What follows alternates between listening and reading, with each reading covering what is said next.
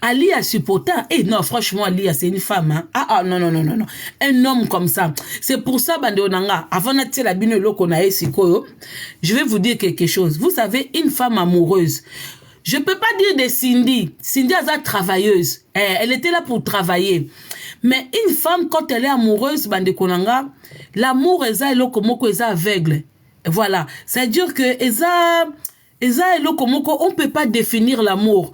Toko ba monyo soit dictionnaire, toko ba monyo surtout au ba approprié pour définir l'amour. Mais muta okoka ko définir penza amour exaté. C'est pour ça vous avez vu, il y a eu tant de belles femmes, des mbasa ya kitoko, ya mutema munene baleka na vie à Kofi. Il y a eu des femmes qui ont connu Kofi avant Akoma Kofi. Il y a aussi des femmes qui ont connu Kofi pendant qu'il était Kofi et puis il y a aussi des femmes qui vont le connaître na suka vie nenda zobe la prostate ndenge Sindia yebiye na suka vie.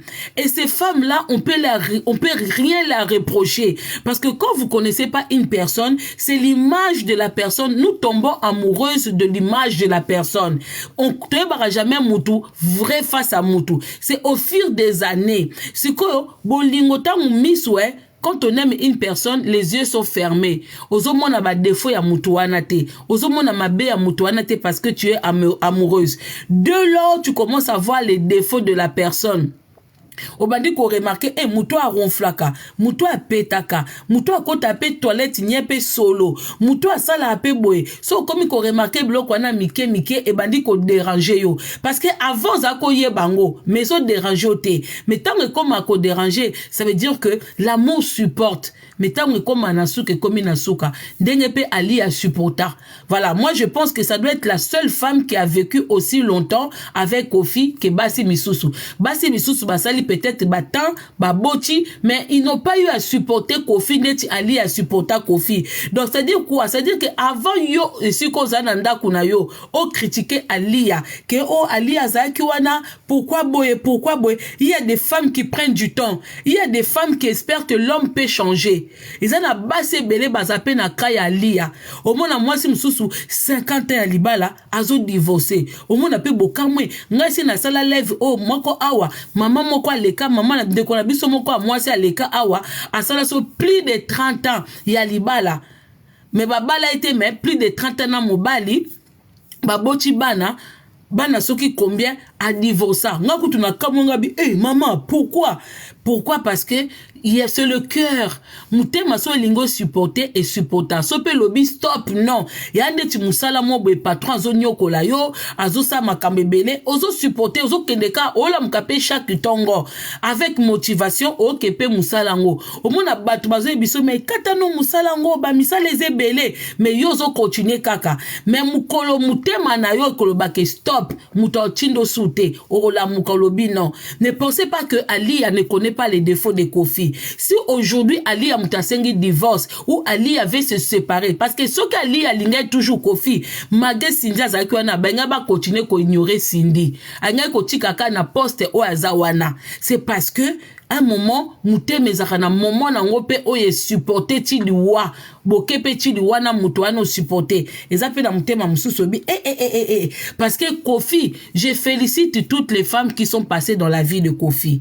Je félicite aussi les enfants de Kofi, oh Kofi a ignora. Je félicite les femmes de Kofi, oh babotana Kofi, oh Kofi kutu akiparata bana wanate. Vous avez du cœur parce que Mundele a déterminé Kofi aza maladif. Kofi azabatoyo o bazake fo ba kanga bango na ba centre psychiatrique ba banda ko pesa e pikir na tongo pikir na midi pikir na pokwa bazui na butu avant la batie combinaison ba kange maboko bomo na ndenga za wana te bomo na periko alati wana te na ndenga kondi wana so ba tu ko opérer prostate ce monsieur même aujourd'hui vrai banana ye peut-être Didi Stone elle était petite elle voyait pas le mal parce que c'est son père. C'est son père. Comment vous pouvez dire à un enfant que ton père est mauvais?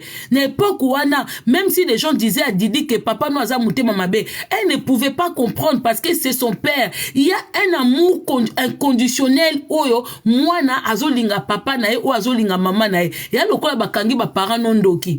Batu nyusu ba mona pa parents non doki. Mais yo po mona ba parents doki. Bon, oh déjà blocage. tala bisoka na ndenga libanda. Voilà. Son a monité au biki, son a moni na bloqué. Voilà. Donc, vous comprendre. C'est-à-dire, aujourd'hui, elle-même avec le temps, elle commence à comprendre, ah, tout ce que les danseuses disaient, c'était vrai.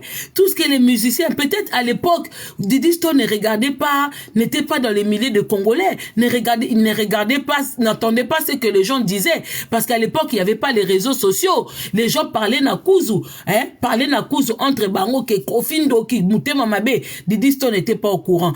Dès lors, il y a eu réseaux sociaux, les gens commençaient à parler de Kofi, mais tant au moins, parents n'anga salaranga, parents pour moi, Nandima, c'est un peu difficile. Mais elle-même, maintenant, elle a vécu ça.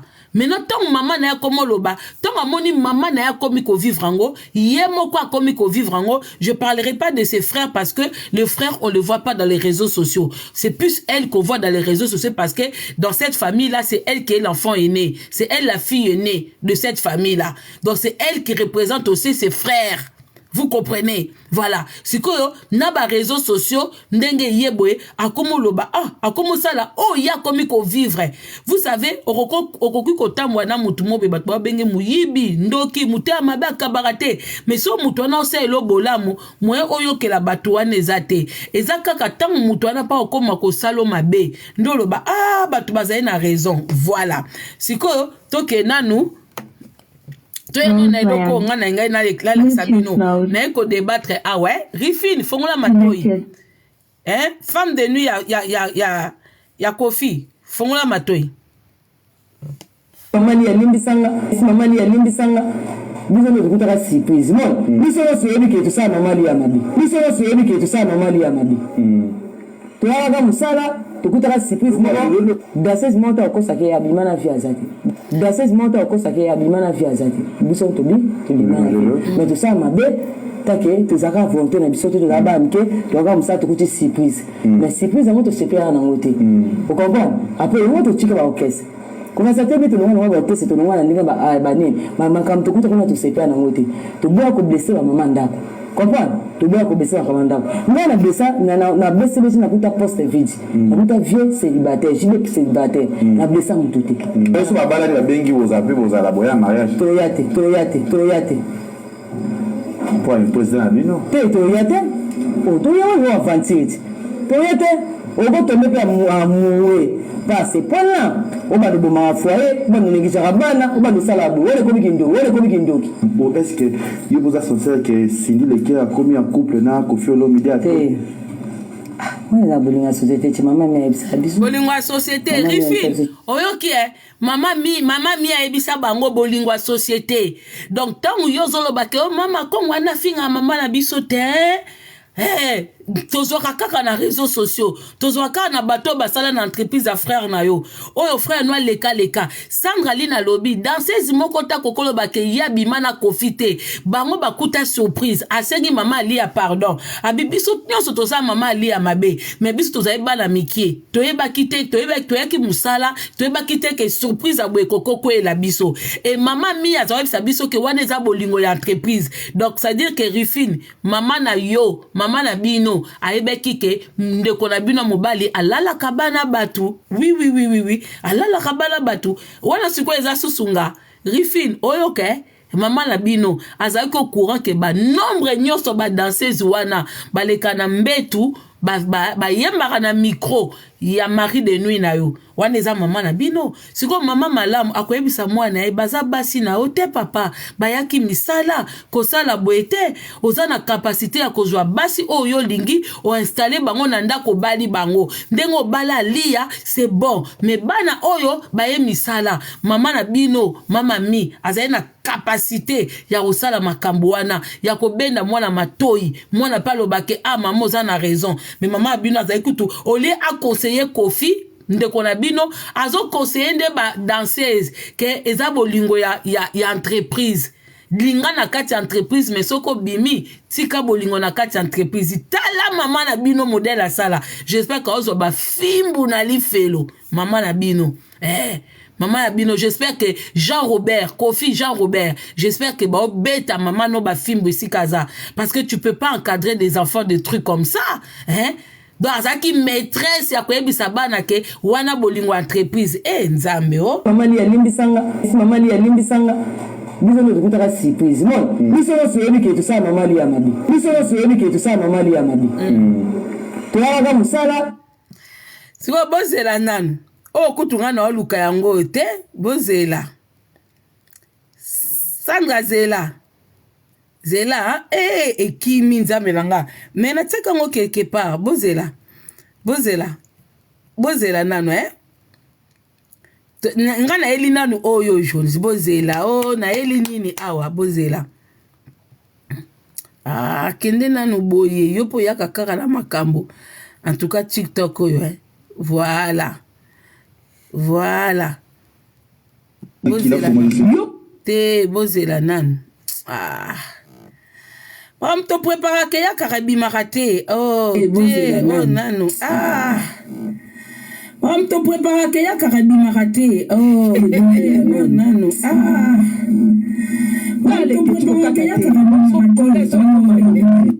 bozela elo na oluka yango oyo kala mingi te telefone kosala nga boye te pardon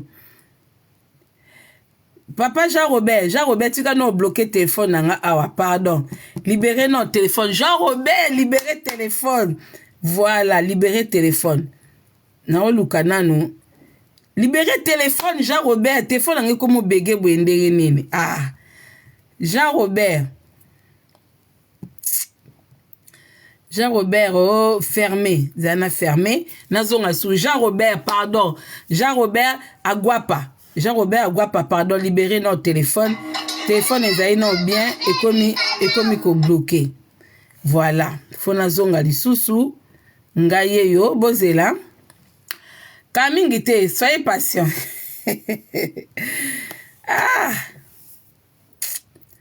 Et comme ici autorisation nineze loko yanga moko yangojo. Bon, yangoyo nakomi Jean Robert okokanga te zela elo na ile yango loba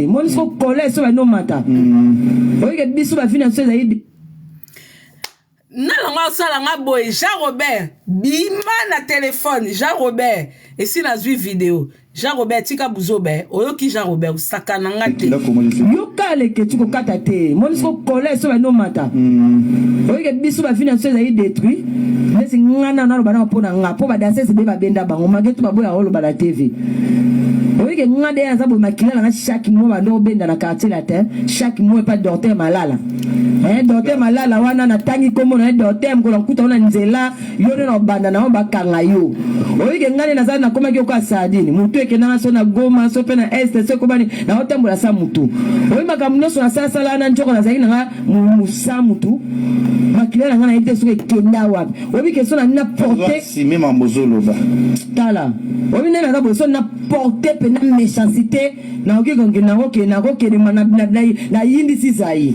oye ke biso to bebisi ba jeunesse na biso makambo ma to finga sanda koma bo sanda o mela diko kisanda komi mutali bomba sana ba ebite ko to makila na ngekenda zone makila wa sala ngani makila na ngekenda chaque mois benda biso makila chaque mois benda biso makila biso leo tozala par ndesi nga leo bona ko lubango te na ajana ba obendo makila ba traumatiser makila nezo kende wa dote malala yebaka mkono kuta ona njia dote malala ola sango to makila na ngekenda po na sali taye bele ba des années na koma kwa mutu na ngeza raté na koma kwa na grand kata boîte sardine sa mutu donc tolo ba mingi te mukolo na kotombo kabola sango to makila na ngekenda bon des ans na bola sango to makila na ngekenda oza sime mbolo ba sa na sime ba lelo l'état ba lukio ba mozo ba okelo bango peut-être na ko ba na okenda ko zona docteur malala ba laissanga déjà adresse nae yo singa tika likambwana ba laissanga na adresse ya docteur malala utazalaka docteur malala ayebi pe na zanga moko to ba bena makila to sa ba danseuse ebele donc ba au moins na tanga na obima ba danseuse ebele ba fille za obé bala bongo na bango souté Qu'il a commencé. Yoka que tu peux katater. Mon so collègue sur la no mata. Oye que biso ba finance ezali détruit. Mais c'est ngana na bana pona ngapo ba danser se ba benda bango mageto ba boya holo ba la TV. Oye que ngade ya zabo makila na chaque mois ba do benda na quartier la terre. Chaque mois pas docteur malala. Docteur malala wana na tangi komo na docteur mko nkuta ona nzela yono na banda na ba kanga yo. Oye que ngane na zana koma ki ko sadini. Mutu eke na so na Goma so pe na est so ko bani na otambola. La famille, ça, c'est Sandra Lina. Je vous rappelle, la famille, quand les danseuses, quelques danseuses au bazar en France, Portaka, Kofi, Jean-Robert, papa Jean-Robert, Porta Jean-Robert, plainte, beaucoup de danseuses, défendaient, parmi les danseuses, il y avait Sandra Lina, qui a défendu aussi Jean-Robert. Moi, je disais toujours, quand je suis partie au tribunal, je disais que les danseuses là vont commencer à sortir une par une. Une par une. Oh, nyon soto yebi dans ex-danseuse ya Kofi. Il faut pas avoir peur. Quand on a live, awawa. Bandeko, Sandra Lina a dit quelque chose de très capital. Elle est au Congo, hein. Elle est à Kinshasa. Elle est à Kinshasa, elle prend des risques. Parce que moi, si on a so bota la Sandra Lina, elle est très intelligente. La plupart ba filles bakena kobi n'a pas Kofi, quand vous voyez leur façon de s'exprimer, ba fille wana bazaï so baté, ça a quand même quelques années à l'école. Elle savait s'exprimer. Moi, j'ai vu parmi ba filles on a dansé on a moi na tribunal, il y a eu Béni. Je vous dis, il y a eu Béni, il y a eu encore une autre comme ça, une grande comme ça que je connaissais pas, moi je l'ai pas vu danser, mais ces filles-là savaient s'exprimer plus que Kofi. Bon, moni muto yebi kosa alikambo, na tribunal yeba kendoki yeyo, sorojongo yeyo, ba fille wana bazaki honnête. Il y a eu Françoise, il y a eu encore quelques danseuses, au mona, avec leurs mots, ces filles-là n'avaient pas peur, parce qu'elles savaient que elles sont dans un pays de droit, où on va les protéger. Même ceux qui va congolais, on dit mais la bangote, mais elles savaient que il y a toujours justice. Même ceux qui à Kota Bolo côté, mais moi à Kangama na Congo Kinshasa pendant des années. Donc ça c'est elles ont eu quand même justice. Yoka bango. La loi française a eu le temps, la justice française a zoté à Koyoka bango, oh bate belé, babouaki la bango mabanga. Quand vous regardez la fille comme Sandra Lina, vous voyez que cette fille-là, elle souffre. Elle souffre parce qu'il y a eu des musiciens qui ont abusé de son amour, qui ont abusé de sa jeunesse, qui ont abusé de sa beauté. Alors que chaque mois, na quartier la terre bazo benda bango makila, on va se retenir là. Yo rifin yakawa zobaleki yakawa sopeleki sopeyaya mabundi lokola moi sur la dessin animé comme nenad ngana na mabundi mais mutofinga mabundi na ngai koleka ya rifin wana walo vunu oza penda lokuta pour mabundi ya rifin on dirait moi petite fille wana dessin animé o asalaka makamna tongo Dora. Merci beaucoup Kilibi Paradis. Dora, mabundi lokola Dora. Ya Rifin keba na yo keba non na sisi na binote. Bande onanga merci maman bonheur. Bande onanga, faut prendre ça au sérieux hein. Quand on dit que le bien existe, le mal aussi existe. Ça dépend qui le fait. Mutuso azosala mabe po na ye comme mes avantages na ye a monango malamu. Mais c'est la personne qui subit. Merci Mel. Bandeko, Sandra Lina lobby. Et ça buzzité. Cette fille, elle souffre. Ngana beke tanga za côté la Kofi, abandon ça la buzz. Voilà. Pour ce moment que aime tout na côté la Kofi, akolo ke la ngamawa, a memanga na poto de Amerika, a memaki Koulibaly. Mais nzo kande Koulibaly aye, mais ba Sandra Lina batikali. Maintenant, elle s'est dit que de tous les côtés, j'ai perdu. Maintenant, funa banobimisa ba vérité. Abi tous les mois. Peut-être Bamsouba osé kolobate, mais tous les mois, bazo benda bango makila. Maintenant, on doit se poser la question. Makila wana, c'était pourquoi? Makila wana. Jean-Robert, osa vampire. Jean-Robert, osa vampire. Makila wana, osa médecin. Pourquoi osa ko benda bana batu makila tous les mois? Même test à sida basala ngo tous les mois. Test à sida, il faut laisser le temps. Soko bendi makila lelo. Encore à l'époque, test à sida zaki au sali premier tour lelo, Deuxième tour, faux zélata, 3 mois ou je sais pas combien de mois. Les lots coûtent comment? Même biso ba médecin, ok, ça la teste moi oyo. Mois prochain, que ça teste à sida. Moi, kuno, ok, ça va, non, mais non, madame, c'est pas tous les mois qu'il faut venir faire ma test. Maintenant, la question, Jean-Robert, aux ensembles, na yo, papa Malala, toi, quand on sou bien, papa Malala, bakila ya bana batu, ça allait où? Jean-Robert, question. Si ko Cindy, yo popé sa makila tous les mois? Question. M'sou yango zo bota te, bana batu bazu ba chance bakiko bota ba côté mususu. Question. Makila wana tous les mois. Oza vampire, tu te nourris des sons de tes danseuses? Qu'est-ce que tu faisais avec makila ya bana batu? Docteur Malala. Makila ya bana batu sale ou boyebi ke makambu bano babimisaka na ba pays loko la France oyo tala basandra li na bino boza batu moko bwe ifai kaka basunga bino boza na poto tong bano ba protaki plainte ba propos oyo ba plainte a Kofi Koko Sila te ba plainte a Jean-Robert tous les jours boke naka ko baksa ba plainte. Ce monsieur est très dangereux. Jean-Robert na perruque na été à Mikolo des années 70. Ce n'est pas normal. Ce qui banana ba subissa ba biloko bwebi o ali a subissa na couple. Parce que il y a des femmes qui sont mariées à de tels hommes qui subissent aussi elles-mêmes des choses, hein. Ngana yoka basi misusu ba chambre misusu bazali na droit fongola te a fongoli mobile didi mobile akufi.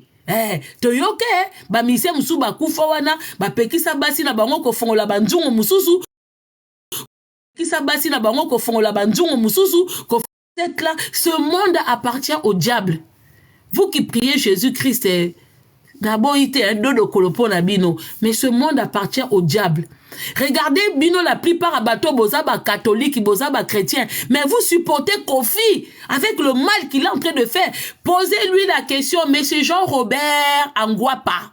Jean-Robert makila ya bana wana za koza tous les mois. Tu en faisais quoi? Question. Cindy, question. Yo popé sa makila. Po emoza pale, hein, Cindy. Moko. Et puis c'est bizarre, Cindy. Attends, kobo tango pesa passe, Cindy. Moi, je pense pas que yoza qui n'a nous jeune fille. Olongo la pe bazé mité, Cindy. Ndenge boye français, wa, j'espère que ndebo tambola na ba payer belé. Bo sala ba examen te, ba tala yo ba matrice, ba pompe yango, ba tiango aspirateur, ba bendango. Comment ça se fait que Cindy, avec depuis tout ce temps-là, aux à côté de Kofi, yem taza tiré d'élite. Ata moi na moko tozo monate. Question. Cindy, Makila na wezo kende wapi. Peut-être yozo pesa plus que Makila. Hein? Peut-être yozo pesa plus que Makila. Hein? Tolobaki bino moko ba chrétien bolobaka na suka bandoki bakobima kasi tokomi na basuka tokomi na ba 2023 mais tokomi dia na basuka ebilo bokasi suka ngweza komo eza mukonini suka ezali quand nous grandissons suka eza pona mwana suka ezali soki yo moni age komo pusana mukile komo koma suka na yo siko na suka na biso na ba quarantaine otoza nango tokomo kanga bandoki et parmi bandoki il y a monsieur Jean-Robert Angwapa. Hein, Rufine, frère Oyozo Komi, sa frère na yo. Yo popé sa makila, Rufine. Yo popé ça. Mais ba makila na bino ba Rufine. Eze na lu pembate. Yango bana bato ba danseuse. Yango lelo ba danseuse wana bazali susute. Ba makila o efandi na Montfleury. Bana nesi ba umeli. Ba umeli. Kofi a bendi banana lokola pomme a puiser bango ba jina bango a les pommes tikali wana ba tokola ba Sandraline na ba belle fille comme ça sans mariage et sans rien du tout hein encore bien bravo na ba danseuse o ba kima ba danseuse ebele boza na banda ku bofandi bozo ba mama Congo félicitations mais vous n'osez pas venir parler parce que boza na mibali na bino boza déjà ko refaire une nouvelle vie mais boye ba que na nouvelle vie o bo refaire tant que boko dénoncer Kofite, vous ne serez jamais heureuse. Oh, Moussou à Londres, kuna. Yope, oleka nambeto a Kofi. Comment il s'appelle? AC Milan. AC Milan. Babino, oh, il faut beau témoigner. Hein. Ne pensez pas que bon ça la vie n'a bino tranquillement, tranquille. Tant que bon bimisi ma bé, oh, Jean-Robert a ça la binoté. Tant que vous ne venez pas.